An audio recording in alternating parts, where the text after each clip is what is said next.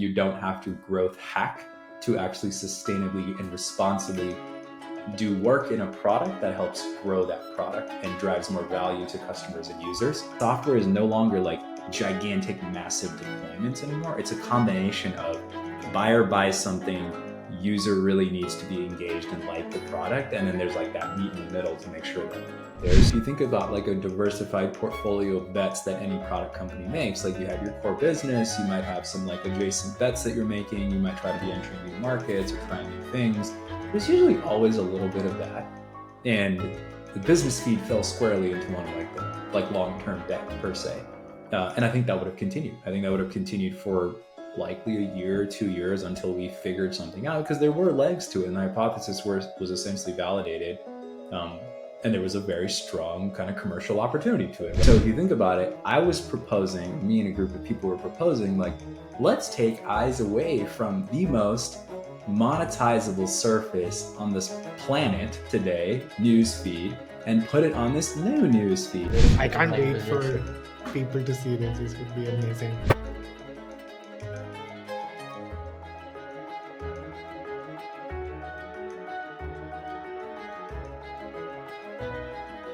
Folks, welcome to this episode on Growth BTS. Today we have Brijesh, who's my co-host on this pod. Welcome, Brijesh. Hello. And Shahzad joining us. He is currently the head of product and growth at Asana. He's going to tell us a little bit more. It is a very, very exciting discussion where we talk lots about his experience at Asana, at Meta, talked about some case studies there, and also some interesting rapid fire towards the end. But welcome, Shahzad. Thank you for joining us today.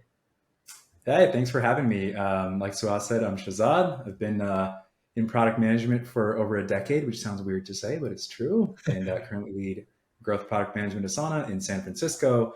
And I'd say going into 2024, to add that bit, I am super excited about figuring out AI use cases in the collaborative work management world at Asana, and continuously being blown away on, whoa, that's a really cool thing we could do with AI. So I'm really excited to continue doing that.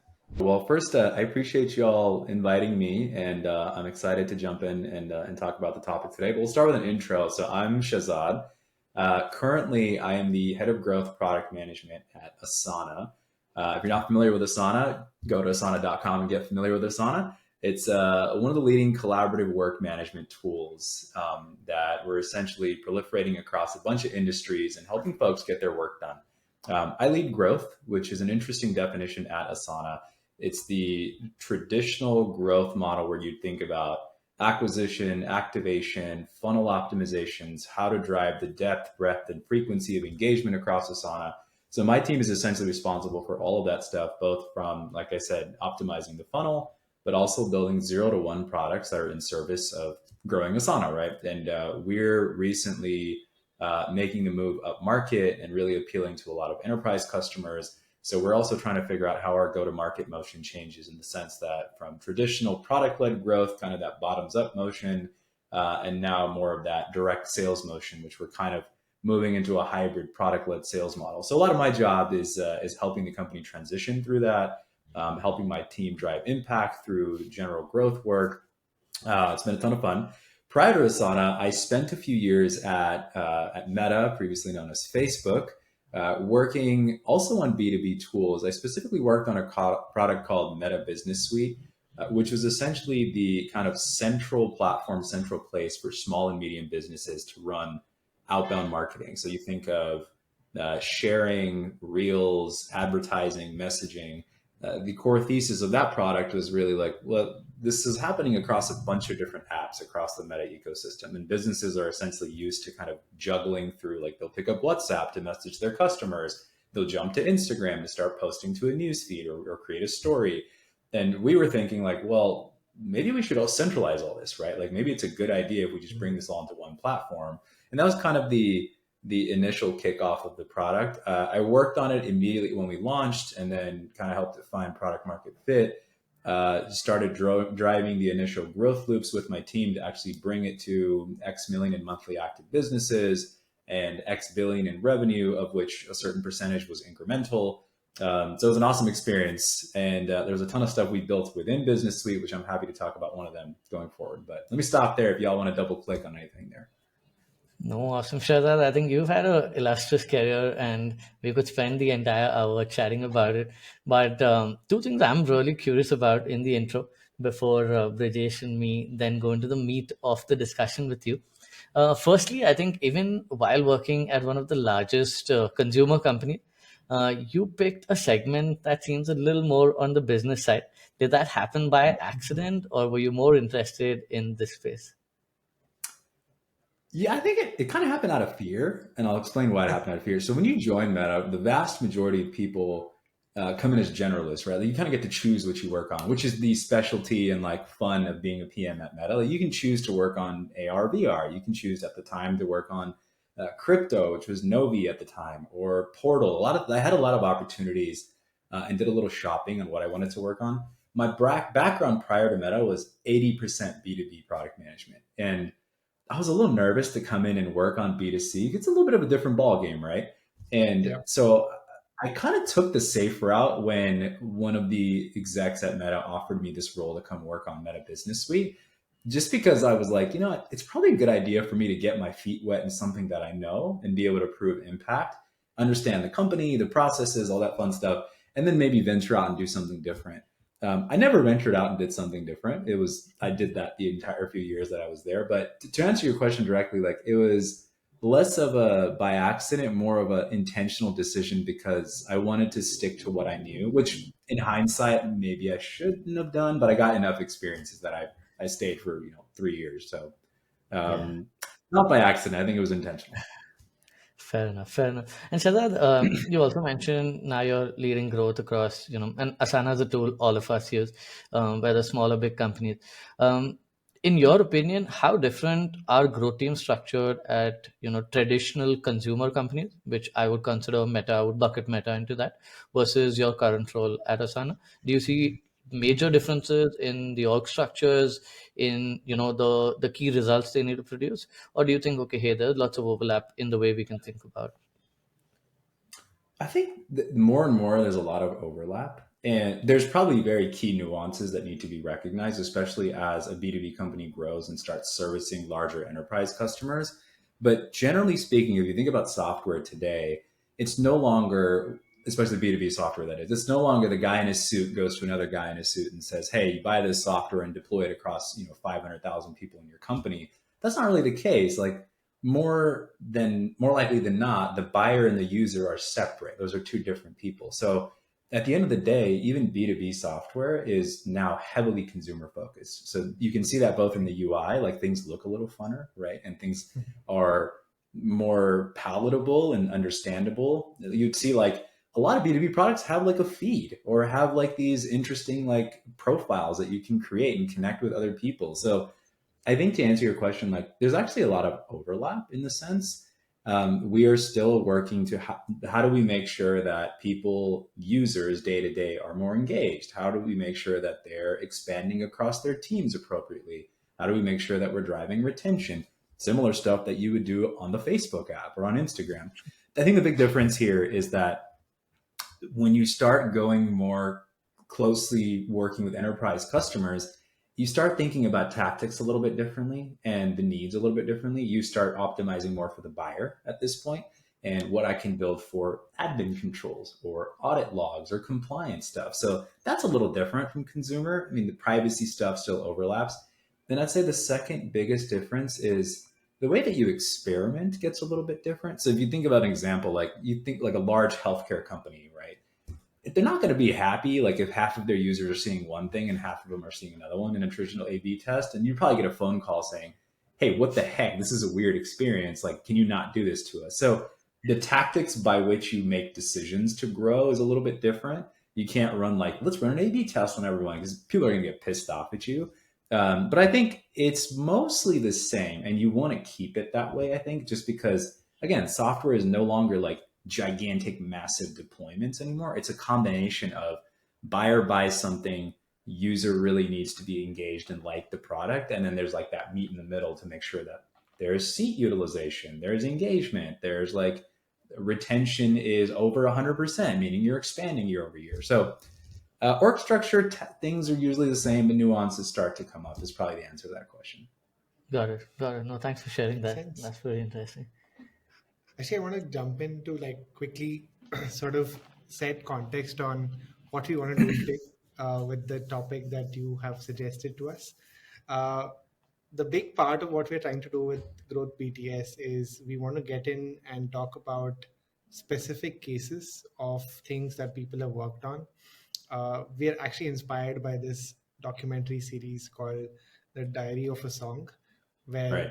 really big artists come and talk about their biggest hits and how it sort of came about. Uh, Sure. and they go into details that you as a listener of the song would have never known, right? So same thing happens on products and features, where as consumers of those products and features, you just get to see the product and you really don't know what went behind the scenes to sort of get that out, or sometimes canning it all together. uh, we want to talk about those messy details, and you had suggested a very very interesting product that you worked on. It'll be great Right. if you can just quickly tell all of us like what that product was. What I think will be interesting is if you could give a background of the setting, like Sure. you were this is a product that you were working on at Facebook. So what's happening at Facebook when you were doing this? What's happening specifically in your team? What are they thinking about?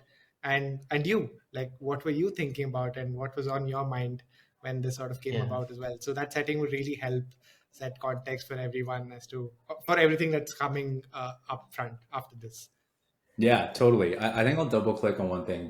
And just a statement that the most career additive stuff for me has typically been the stuff that didn't work out. That's a cliche statement to me, but this is one of those products where I was so married to it, and I'll tell you what it was, but I was so married to it for so long, and so was members of my team, that when it didn't actually ship and it didn't see the light of day, it was devastating for me, right? Like it was something that I'm like, I failed as a PM. I didn't understand XYZ factors and I couldn't get it out the door, which was not the case in hindsight, right? There were so many different variables that impacted this decision. But I'll just throw out there that the stuff that doesn't work out, the products that don't ship, the ones that never see the light of day, and the product graveyard per se is probably the most career additive for so many PMs out there. So definitely a valuable topic. Let me set some context. So this was 2020 Okay. pandemic, right? Like we were in the midst of the pandemic and tech stocks are flying through the roof. So cash flow generation is intense. Headcount growth is amazing. It's like the perfect, completely not like today, right? So this is amazing. We're having a great time. We're building new products. We're thinking about new innovation. We're investing in new stuff. I'm in the midst of this at Facebook. And one of the things that started to come up was the fact that, well, we have this threat that's coming up with Apple, right? They're starting to restrict the way that we get advertising signal because of privacy stuff, which, no surprise, is the biggest revenue stream for Meta, right? Advertising. So if we don't have signal, we can't target appropriately. We can't drive engaging advertisements for users, thereby kind of driving the other side of that, ad supply down, because advertisers are saying, well, I'm not getting the bang for my buck anymore. So we had to figure out ways to do a few things. One, figure out how to fix the signal for advertising on more on-platform conversion, stuff that happens on Facebook, so we can get more signals. We're not relying on third parties. That was probably the primary mitigation. The secondary mitigation, as any smart business would do, is say, well, how do we diversify revenue maybe away from the ads work?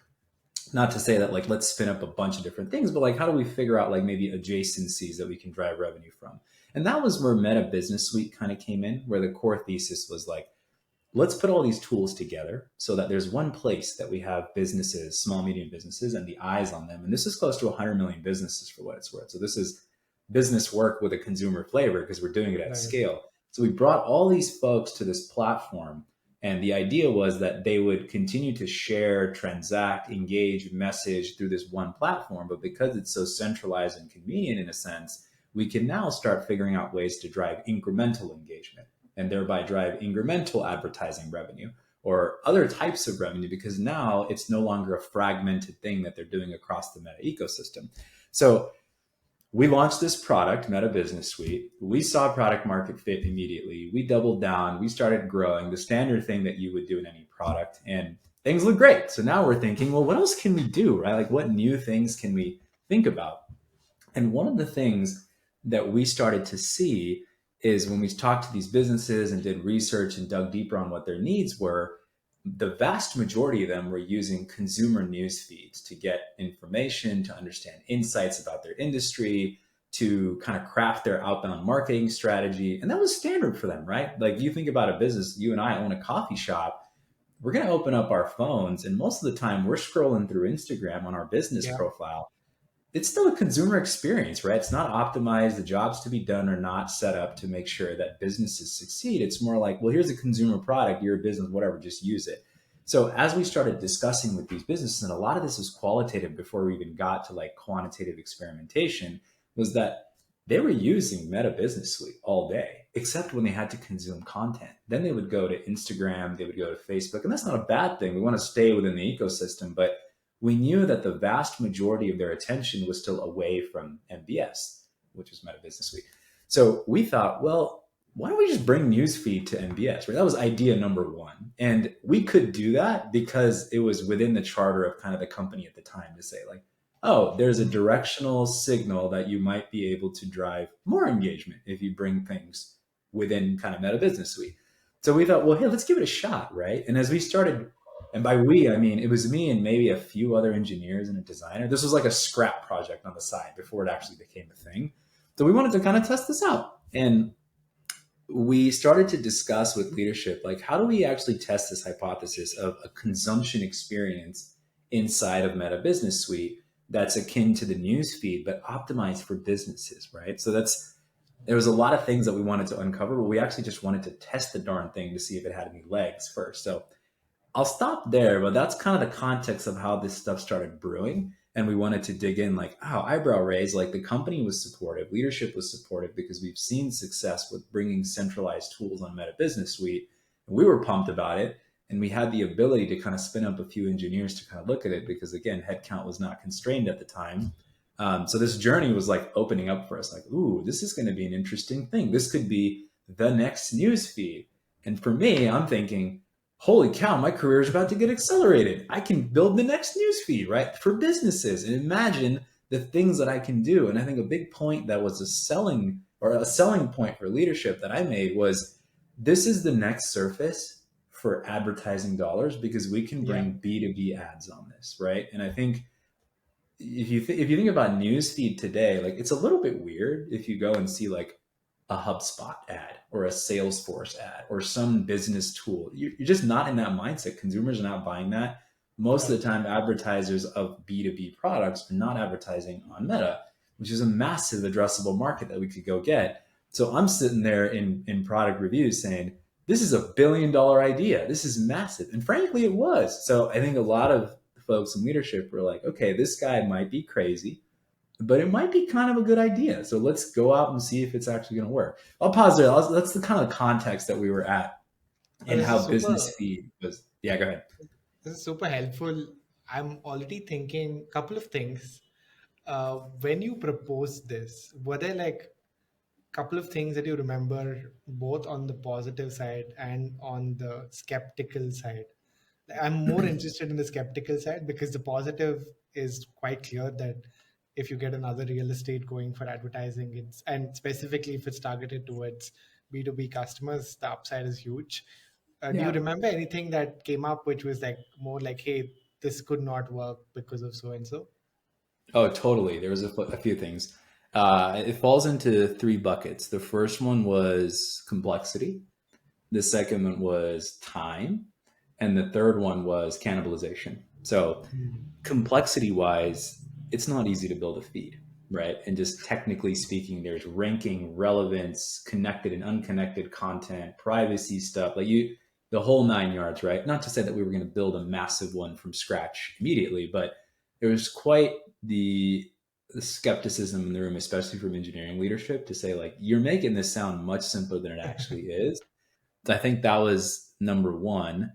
The second one was a time thing of, well, it's going to take you a really long time to get any sort of signal. So how are you actually going to set up milestone number one to validate even the first hypothesis?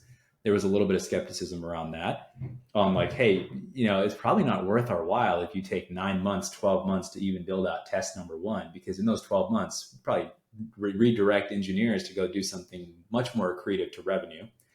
And the third one, cannibalization. So if you think about it, I was proposing, or me and a group of people were proposing, like, let's take eyes away from the most monetizable surface on this planet today, newsfeed, and put it on this new newsfeed. And obviously, some folks that had been at Facebook for 10, 15 years at the time had an eyebrow raise and said, I'm sorry, you're telling us that you want to pull eyes away from the cash cow of the business. So there's a little bit of that to it. I probably wasn't the first person to suggest something like that, but there was a lot of skepticism. So I think I only focused on the positive because I was so excited about doing something like this, and so was my team. But yeah, absolutely, we had to work through so many questions to actually get this thing lit up. Before we get into how to even make up like a MVP or a milestone for this, very curious to understand how does something like this, like what's the process in a company like Facebook for such an idea to sort of even get to ship of MVP, right? Like what does it go through? Like what are some of the, do you go through like I don't know, like a peer review, then there is like a leadership review. What all goes into it getting a green light to say, okay, you and a bunch of developers and designers can now come together and actually ship this? Yeah, that's a good question. I think Facebook is unique in a sense that even though it's a large 50,000 person plus company, there's still quite the bottoms up culture there, which you really are encouraged to sit there and think about the next big thing and new ideas. That said, there's still, to your point, a process. And typically the way it works is that when someone has an idea or kind of an inkling, it's coming from somewhere, right? Yeah. Some piece of research or some quant analysis, or you're piecing together multiple conversations from across organizations. And when you propose that, it's like, okay, well, write up a document, right? What does that look like? So you write up a doc or you put together a deck just to kind of start shopping things around and socializing it. And more times than not, if it's a decent idea that's well thought out and connected to user value, user pains, and ideally business value, people get excited about it. That still doesn't mean they're going to give you a team to go work on it. Then it's more like, okay, go find an engineer that's excited, and then you guys want to scrap something together. So it's really like, okay, go do it. Like, go prove it that this test is actually going to work, or you can validate this with more research or whatever it is. So you're really kind of like, and this is not always the case, but you're kind of shopping around trying to recruit people to like help you work on this. And more times than not, if you've already socialized and it's worked, with members of leadership or folks that are decision makers, a lot of folks are interested in working on it already. So it's like scrap team does something, you kind of prove it out, you really socialize that success again. And then most of the time when roadmap cycle comes around, if you're a PM, you kind of say, well, I think this team, we should work on X because we've proven it out and it's more valuable than working on Y. That's when you can start having a conversation around official people being allocated towards a piece of work. But usually it starts out like scrappy startup vibes. I have an idea. I'm sure 9 out of 10 ideas get killed, right? Like that's not good enough. Let's do something else. But it's highly encouraged to like get in there and think about like what's the next big thing, what's the strategic decisions we can make to make the product better, and you are given the support to do that as much as you can. That's very cool. One bit about this as well. Do you remember, was there a particular anecdote or a data point that convinced you personally that this is a good idea? Like something that got you all excited saying, hey, this is going to be big. Like, do you remember what that Yeah. was? Yeah, like how did it even I come think through? Like if you could talk about, okay, how did that come to you? Was it gradual? Had you been thinking about it? Or was it like, okay, hey, this is the trend? I mean, like, yeah, just very curious on how did that come to you? this came from us doing a ton of research and digging in with users about how do we get them to do more things on Meta Business Suite? And things mean like, how do I get you to post more, right? Hmm. For Instagram and Facebook.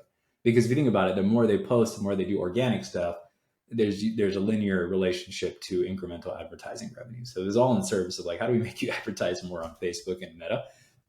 So as we're doing this research, a lot of the questions we asked is, well, why don't you post more, right? Like what can we do to make you post more?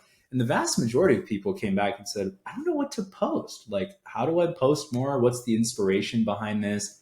So we started to really double click on this theme of inspiration and like, well, how do we give you more inspiration? So we started asking that question, where do you get inspiration to post? And people started doing, from the well, hey, let me show you. And they would from the move from an feed. app and go to the news and just start consuming and keep doing that. And they're like, okay, well, what's your day to day look like? Well, I wake up in the morning, I check my email, and then I go on my feed. And you're like, wait, what? You do what? I go on my feed and I look at all my competitors and my followers and blah, blah, blah. And you came back, and every single user, or at least the majority of them, were coming back and saying, inspiration's tough. I go to newsfeed to get inspiration. And you're like, you're moving away from our app. Again, not okay because it's still within the ecosystem, but I wonder if we could just pull that here and start optimizing it even better for you. So the 5 minutes you're spending here, you come spend 10 minutes here. So that was like it wasn't like an overnight thing, of course, but like rounds of research, understanding the quant of time spent and how that had a relationship with engagement. A lot of that stuff gave us the green light, or at least the light bulb to say, this might be an interesting concept. So that's kind of like this is cool. Let's think about this. Interesting. Well, I think Well, that's pretty this would interesting. be a Yeah. good sort of segue into solutioning. Like, now that Yeah. you guys are all convinced that this is like excellent to chase, you got a green light as well. How did you go about thinking? Like you said, like one of the big constraints on the project was, how do I get something out to even sort of test like the most basic Yep. hypothesis? So were there like stories from that part of this process that you remember about? Yeah. What were some of the things that you discussed in ways in which you could pull this off, and how did you finally arrive at the version that actually could ship? Yeah. Yeah. That's a good question. So if you think about it, we wanted to test quickly. And to your point, right? Like, what is the base hypothesis that we're trying to test? And the base hypothesis was that a news feed experience or a consumption experience that's specifically optimized for business outcomes is going to drive incremental engagement, thereby driving incremental advertising dollars. So we had to test that. Like, is that true? Is there like a flavor of that making sense? And the good news is that there was a news feed that already existed on Instagram, Yeah, and there was one on Facebook. There was actually one on Facebook that existed for a business called Pages Feed, which yeah, was like a semi okay product in the sense that like it wasn't really used that much, but it was there. So we already had these things at our disposal. We wanted to get really fancy, and we started thinking, well, Meta Business Suite is this cross family, and by cross family I mean like Instagram, WhatsApp, Facebook. It's this cross app experience. Imagine if we had a cross app feed, like your Facebook units, your Instagram units. You could do it all. Like, too complex, right? And we were just getting feedback like, please relax, like test the first thing first. And the way we went about this was that, well, how do we not have to do anything, write any new code, and effectively copy paste and just show what already exists inside the constraints of our app, be it like an iframe concept or yeah. something that just routes you to the existing thing. And that's what we did. Like, the first Oh, thing that we did, we created an entry point, which was pretty scrappy and like it was a terrible experience, but we wanted to test it. And we tested like putting Pages feed that already existed on Android and iOS, basically just dropping into Meta Business Suite. So like you didn't have to flip apps, but you were essentially just viewing a feed that already exists. We would just point you to the same feed, and it didn't work. Nobody went to it. So like we had the entry point. We were like, this is it. Like, people are gonna love this thing. No, nobody cared. Like, it was not what we thought that it would be. And so it's not that we disproved the hypothesis immediately, but it wasn't where we thought it would be. So we started thinking like, well, it's a discoverability issue. Let's make sure this entry point is being highlighted for everyone and create tool tips or like different landing experiences. No, nobody wanted to go on this thing. And we dug in a little bit with just a very small focus group. And very quickly we figured out that habits were too ingrained for people to want to do this. The flipping back and forth between apps, they wanted to do like that was their workflow. And they're like, we don't want to change it. Yeah, it's fine. It exists there, but I don't really trust this thing. I want to go back to the core app and like do the stuff I want to do on the core app. Not a bad scenario. Also didn't disprove our hypothesis, but test number one, which was the scrappiest, ugliest test in the world, like not so much heat that came from it. But there were subsequent tests that I'm happy to go through on how we actually got to your point, like a shippable product. But I'll stop there for everyone to kind of reflect on. Like step one was like, oh crap, I have I'm a not going to be a billionaire. This is not going to be the next newsfeed experience. So it wasn't the greatest thing in the world for sure. I have a couple of things in my head, but I'm going to let it sit before. So, Has, do you have anything on this? Yeah, I think what I found very interesting was, first of all, like coming up with that. I remember recently, um, and I'm drawing parallels here because I recently came across a tweet by Keith Rabois. I think they've invested in a startup called Traba.work, where he said that, Meta probably does tons of ad revenue that comes in today, but his hypothesis was LinkedIn should have been 5x bigger than where Meta is, only because of, hey, there is so much more dollars on the business side, right? Like exactly a similar hypothesis that you started with. But then what you mentioned on, consumer behavior, sometimes we just Habits. want Yeah. separate spaces, right? It could be, and you get Yeah. Yeah. habituated over time, so sometimes it's so hard to break that pattern. So I felt that was pretty interesting. What I'm curious about is, on what timeline did you move on while discussing that, hey, okay, this is the experiment that we want to run? Did you already have like a set of success metrics versus failure metrics, that hey, we're going into this with this hypothesis, and we'll give ourselves 3 months, 6 months, depending on what that is? And what did that success metric look like for you, at least for the scrappy MVP, which would have given you, Yeah. more resources, more dollars to go behind? What did that initial one look like? It's a great question. I think the benefit of working at Meta is you're working at scale Yeah. almost immediately. So you get statistically significant results from a test in like 10 minutes. Like I'm exaggerating, it's not that quick, but like it's very quick that you can get a signal. The success here on test number one was primarily just moving session time from newsfeed and having the equal session time on the feed that we had placed on Meta Business Suite. So we were looking not for incrementality. We weren't looking for increased levels of engagement. We were just trying to say from a sustained shift in eyes here to eyes there is at least success for us to continue moving and continue investing in this thing. Not the case. Like literally nowhere near the case. We did not get that. We didn't get any visitation like at all, basically on this feed. Like a few people visited it. By a few, I mean like a few hundred. But the first like kickoff was like, oh, oops. And that's where we're like, oh, it's a discoverability issue. Like nobody's seeing it. Like that really wasn't the case either. So it was yeah, I mean, success was like just moving time, like session time away from newsfeed, or at least the feeds that were being consumed by the businesses at the time, over to business feed. And literally, it was the same feed that just said business feed at the top. Like it was no different. Got it. And people were like, no, this is weird. I'm not going with it. I have So a we didn't get the green light immediately, but we did iterate. Like we absolutely did iterate. I have Got it. this thing that every PM will mostly relate to, that people do a lot of experiments and stuff as PMs, but as soon as you ship the first version on day one, you kind of know, right? Like you get that Yeah. feeling inside that tells you whether this thing is going to work or not. Do you Right. remember what you felt like a few Oh, I days was out? all in, man. I was like, this is it. I mean, I'm telling you, right? And I think you mentioned LinkedIn earlier, and that was a little bit of the vision, right? When we sold it, like, well, hey, we're just bringing LinkedIn for businesses into the Meta ecosystem, right? In addition to that, we have this massive social graph and this people graph that we can take advantage of and really benefit businesses. But to your question, I mean, when this thing shipped, I was like, yep, this is it. I can't wait to have this massive team and this huge organization that I'm like, no, not the case at all. But I had a feeling. That feeling was wrong, at least to start with. But you're right. Like I think there's a sense that you have the Yeah. idea, like, as we get towards the clip, like the shippable version, like it had legs. It absolutely did. But the first test, like, no, it didn't have legs. And I was like the biggest proponent that got proven wrong almost immediately.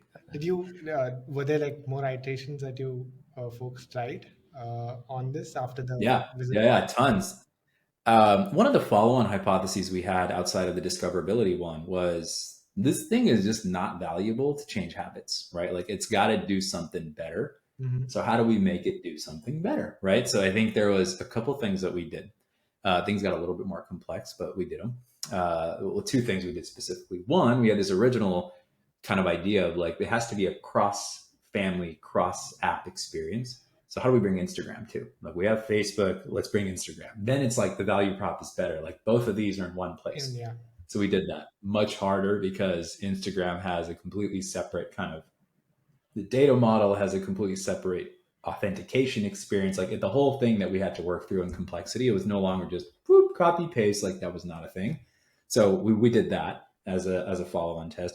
In addition to that, we thought, why don't we make this thing even better from an outcomes perspective? And for example, we enabled things like, as you're scrolling, like, we would show a tooltip or encourage you to like reshare a post from someone else, right? So like inline actions that you could do on business feed that would benefit your business. Now, we didn't necessarily have like complicated analytics or insights to say like, this post is the one that you should reshare to get this much engagement.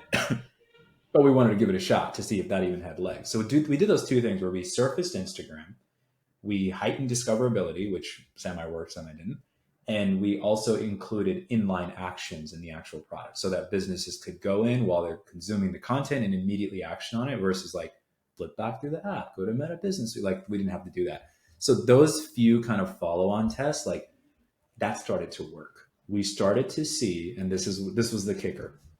Not only did we see that, by the experience was very scrappy. Like, it was by no means like this polished, amazing thing. Like, it broke like 100 times, but businesses were coming to business feed. And the big thing where we threw up our hands was, we saw for the first time in Meta Business Suite history, I mean, now it's been a while, but we saw incremental weekly engaged businesses. And what that meant was that if someone was posting 3 times a week, statistically significant because of business feed, now they were posting 4. So we saw incremental engagement on business feed. And I remember sitting there making that post in the workplace saying, now I'm going to be a billionaire. Like, this is the product. I knew it. Like, we got the incremental engagement green light and people were pumped. Like, this was like, this is the next big thing. Holy cow, we got it. And it's also the first time in the history of the product that we found what we call incrementality, because most of the time we were building the product and shifting engagement or advertising revenue away from other surfaces.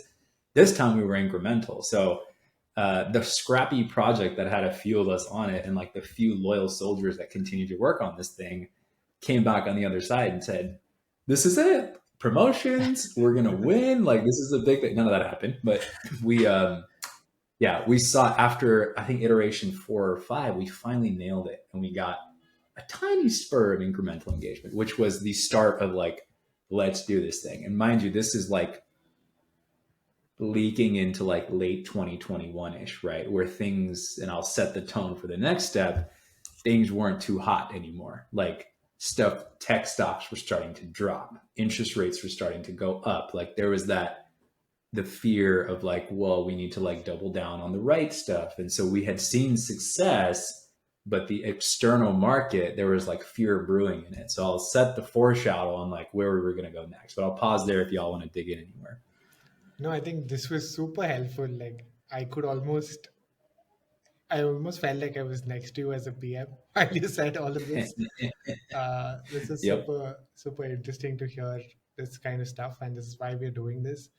A couple of things, like you mentioned, like timeline, right? So, how long were you into this at this point when this started happening at Facebook, where the strategic decisions or like how they allocate resources were being questioned?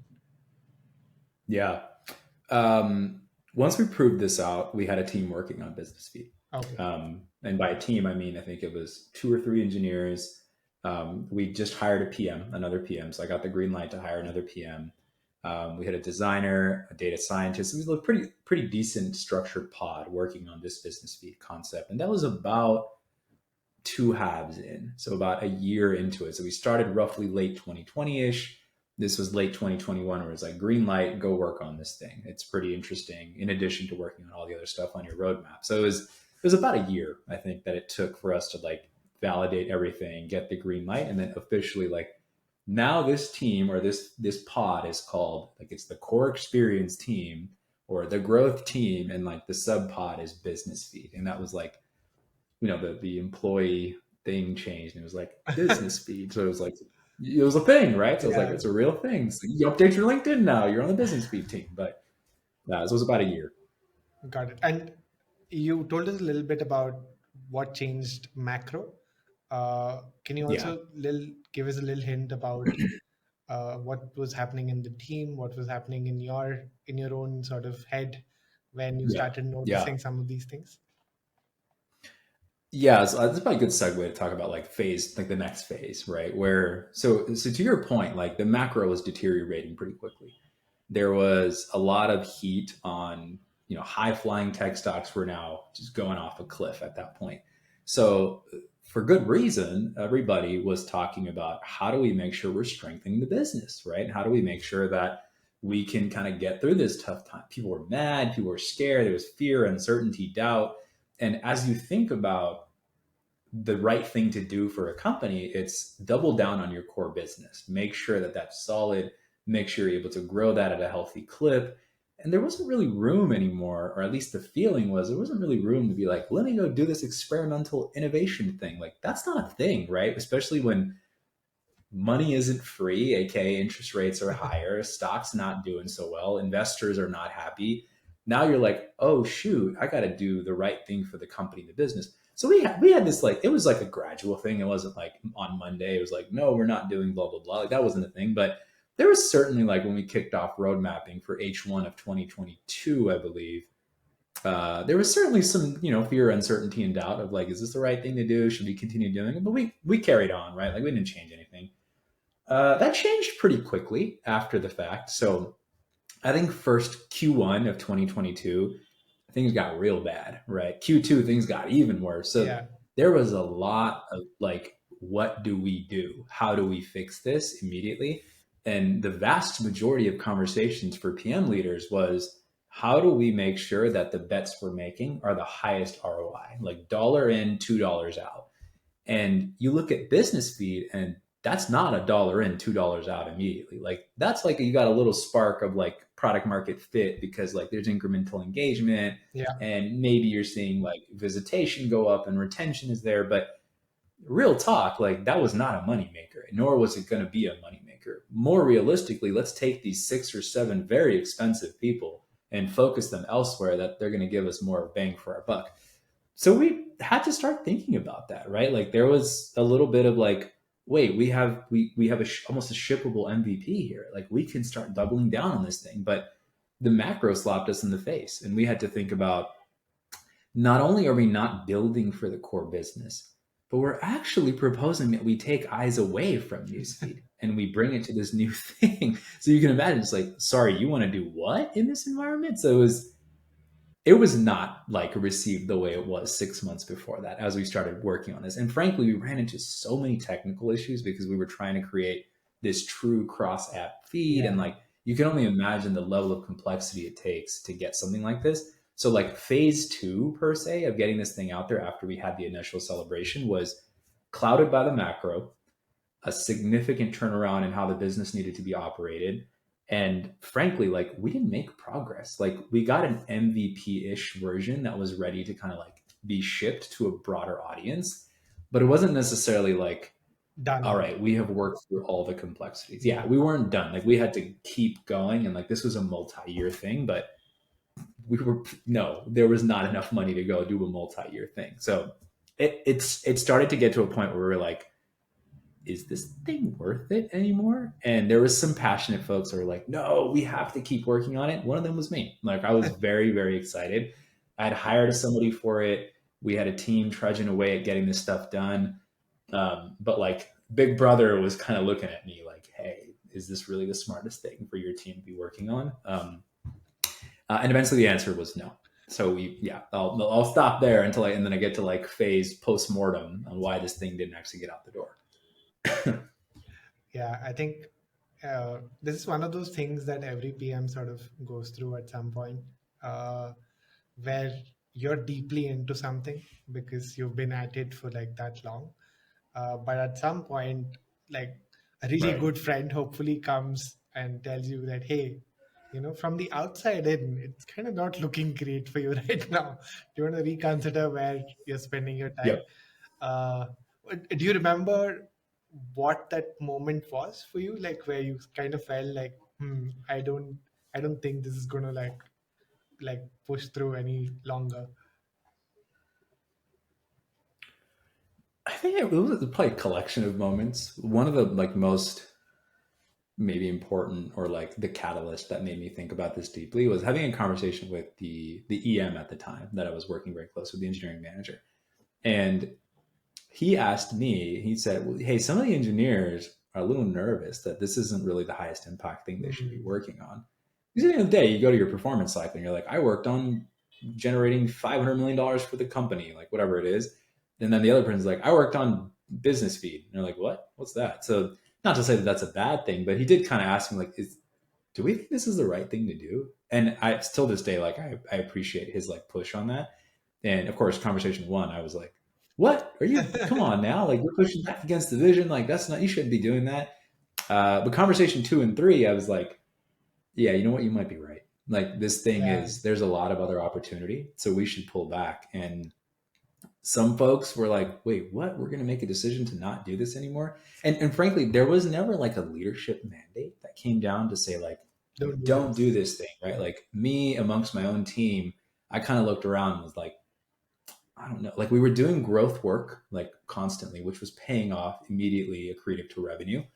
And we were doing this kind of side hustle thing. And it started to make sense that the side hustle needed to get shut down because road mapping started coming up too. So H2 of 2022 was fast approaching. Yeah. And that's where we had to kind of like, there was like chatter in the room, like, hey, this business feed thing, like, is it really smart to do? And when we started doing road mapping, we frankly left it off. Like it was not something that we continued, and we had like a come to Jesus moment with the rest of the team that like we should probably ramp this work down and like basically unship the experiments that were out right now.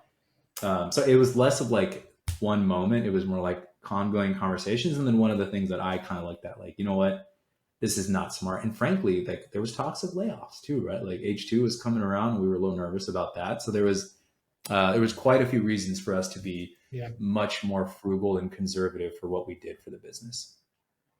Yeah, totally makes sense. Again, I think a lot of us can sort of relate to, like, if you've done PMing for long enough, this is something that you've experienced at some point in your career. It also sort of love those relationships that Yep. sort of Yep. get built Totally. with your EMs and your Yeah. designers. It's typically one of those conversations that brings like these type of things. So Shahzad, I think yeah, just being cautious. I know we have one more section on our pod, Yeah. but to wrap up this bit, one question I had for you is: now it's been some time. You moved on to Asana, but looking back, do you think if the macro hadn't played out, or do you think there were things that you might have done differently if you were to relaunch this, or do you think fundamentally, hey, or it could be, hey, okay, maybe within the entire Meta ecosystem, this didn't make too much of a sense, but fundamentally the idea still holds strong, right? So from that point of view, whether externally, internally, or just in the retrospective, is there something you would have done differently, or are you still as excited to maybe work on this from a different point of view? If the macro was better, I think we would have continued. And because I think if you think about like a diversified portfolio of bets that any product company makes, like you have your core business, you might have some like adjacent bets that you're making, you might try to be entering new markets or trying new things. There's usually always a little bit of that. And the business feed fell squarely into one of like the like long-term bet per se.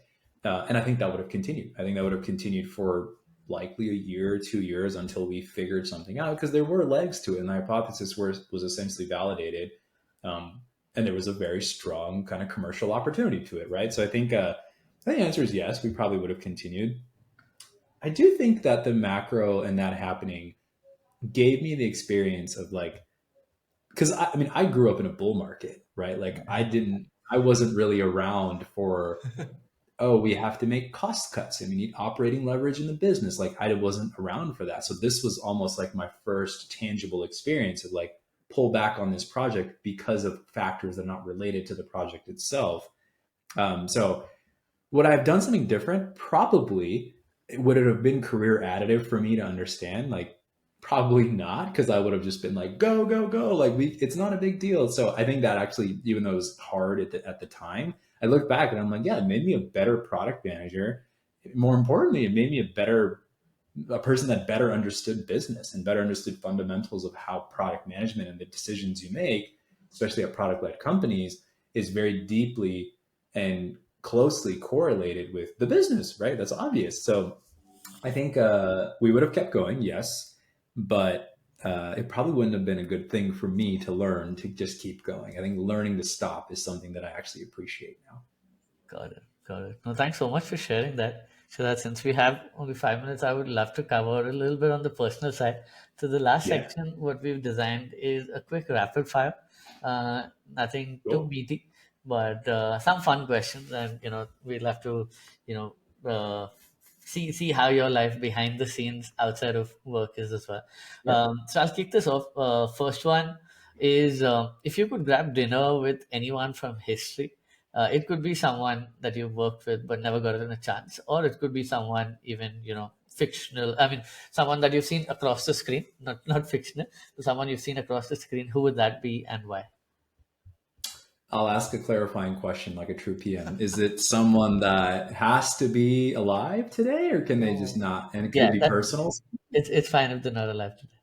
I think it'd be my dad, right? Like, and the reason my dad passed in 2005, and the reason being is I think he was the epitome of what's considered an immigrant with grit that came and kind of built himself up in a new country and made a life for him and his family. And me being someone that's obviously in a very privileged and blessed, I want to sit down with him and kind of get learnings and lessons from him. And I think that the big thing that I always think about is people like that, like my dad, had such a high tolerance for discomfort.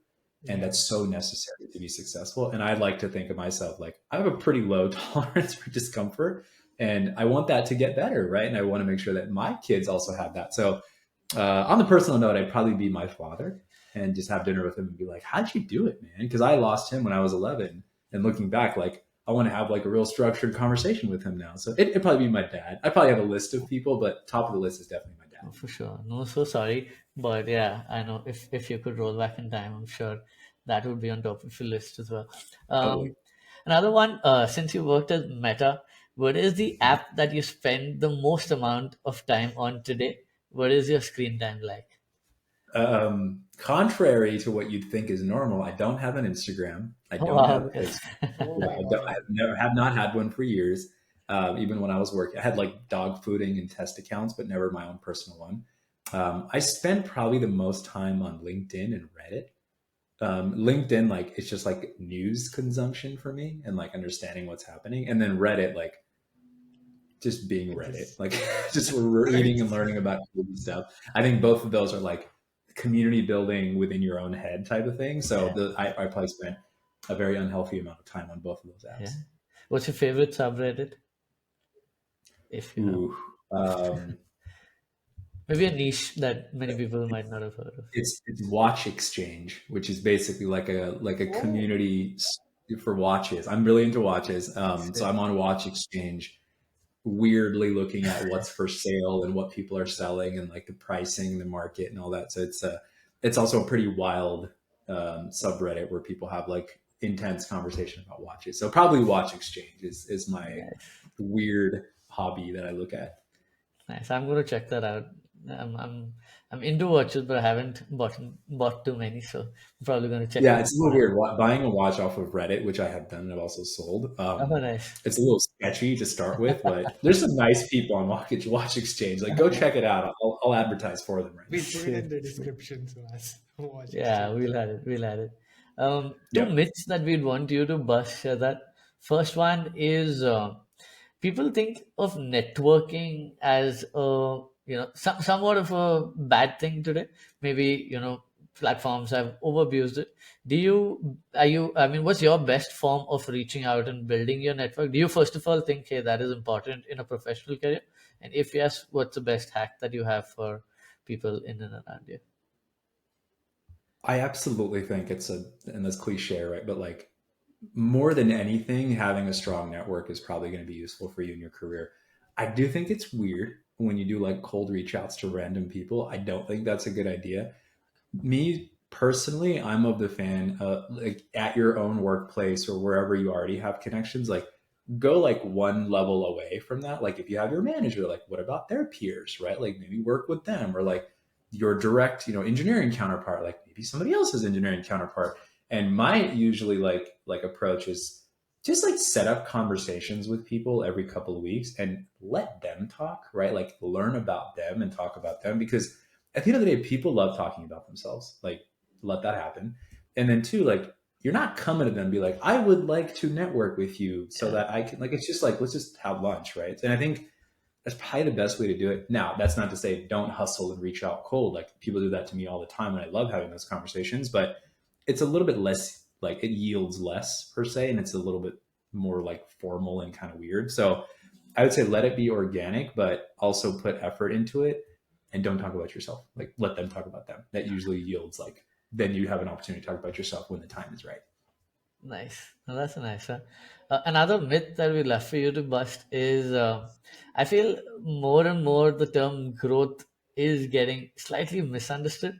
Do you have you Mm. come across such poems, or if there was something that you'd like to clear out about the space, about what you do, is there something that you feel is misunderstood that you'd like to clear out? Yes. Two things. One, um, consumer companies, and Meta specifically, is very famous for growth hacking. True. And that's a bad word sometimes, in like, especially in B2B environments. That's not always true. Like, you don't have to growth hack to actually sustainably and responsibly do work in a product that helps grow that product and drives more value to customers and users.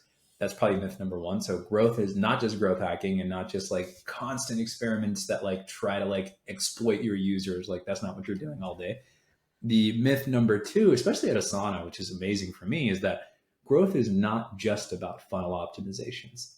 There's so much more. I get to work on the mobile app. Like we get to own the entire portfolio of mobile. I get to lead 0 to 1 initiatives. I get to do complete new redesigns from a design systems and UI consistency perspective. So the word growth may just feel like it's just the optimizations of the funnel and driving, hey, how do we drive more revenue and squeeze out more engagement? That's a part of it, absolutely. But the portfolio is so much bigger. And I think that's becoming more and more prevalent in like growth leadership and growth PMs, is that you don't just get to or have to work on how do we make sure this acquisition funnel is amazing. Like you do that and a bunch of other things that really round you out as a product leader. Nice, nice. Last one, Shahzad, from my side, and in case Brijesh wants to follow up with another.